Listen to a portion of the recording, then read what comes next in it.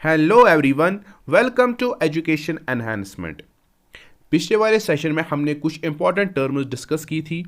आज के इस सेशन में हम डिफॉरेस्टेशन और उसके काजेस के रिलेटेड बात करने जा रहे हैं। तो चलिए आज का सेशन स्टार्ट करते हैं। Deforestation, the clearing of forests by cutting down forest trees over a wide area is called deforestation.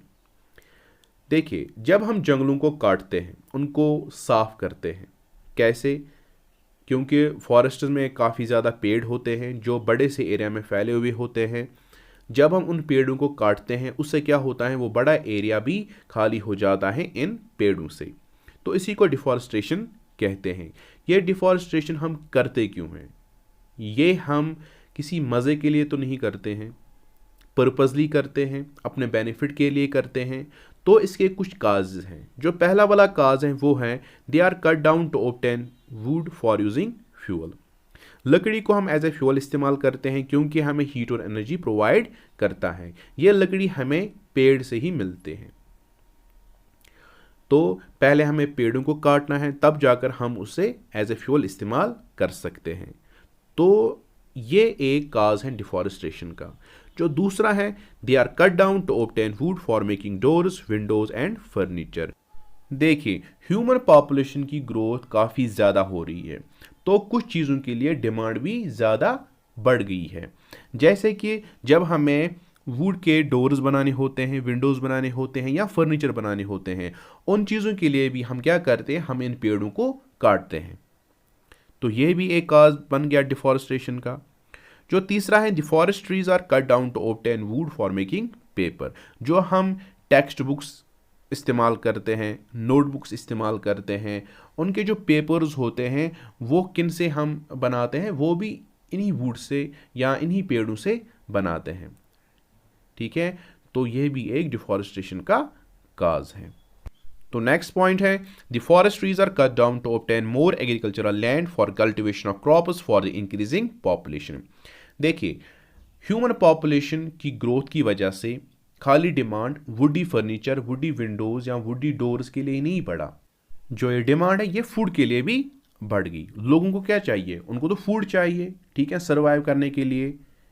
लेकिन जब एरिया लिमिटेड था तो क्या हुआ, इनको एग्रीकल्चर लैंड चाहिए थी।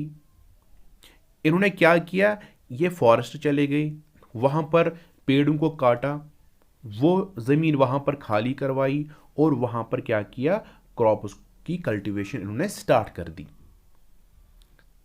ठीक है, तो इस वजह से भी जो ये फॉरेस्ट है ये क्लियर हो गई और डिफॉरेस्टेशन का एक वजह यह भी बन गया। जो नेक्स्ट पॉइंट है, the forest trees are cut down to get land for building houses, factories, roads and dam.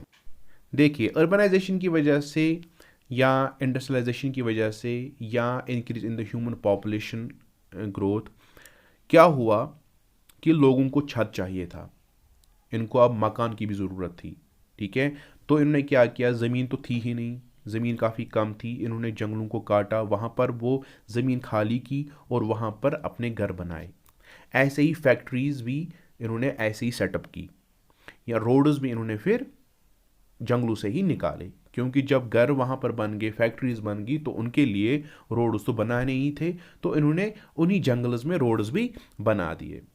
और डैम्स, डैम्स हम रिवर्स पे बनाते हैं, तो इन रिवर्स के इर्द गिर्द जंगल्स होते हैं, ठीक है, पेड़ पौधे होते हैं, उनको काटना पड़ रहा है, तब जाकर डैम्स की कंस्ट्रक्शन होती है। तो इस वजह से भी डिफॉरेस्टेशन हो गई, या आने वाले टाइम में भी डिफॉरेस्टेशन हो सकती है अगर मतलब ह्यूमन पॉपुलेशन की ग्रोथ ज़्यादा हो गई। तो इस वजह से भी मतलब इनको फूड चाहिए, फॉरेस्ट से ज़्यादा क्लियर करेंगे ताकि ये क्रॉप्स को कल्टीवेट करें और मतलब खुद सर्वाइव हो जाए। ठीक है, या मतलब हाउसेस बनाएंगे, फैक्ट्रीज और बनाएंगे, रोड्स बनाएंगे, डैम्स बनाएंगे, वो किससे? वो ह्यूमन पॉपुलेशन की ग्रोथ की वजह से। तो यहाँ पर हमें एक चीज़ समझ आ गई कि इंसान जब पेड़ों को काटता है, ये खुद के बेनिफिट के लिए इनको काटता है। ठीक है, पर्पजली काटता है, इंटेंशनली काटता है, लेकिन इसको पता नहीं है कि इस डिफॉरेस्टेशन से लॉन्ग रन में इसके लिए ये कितना नुकसानदेह साबित हो सकता है।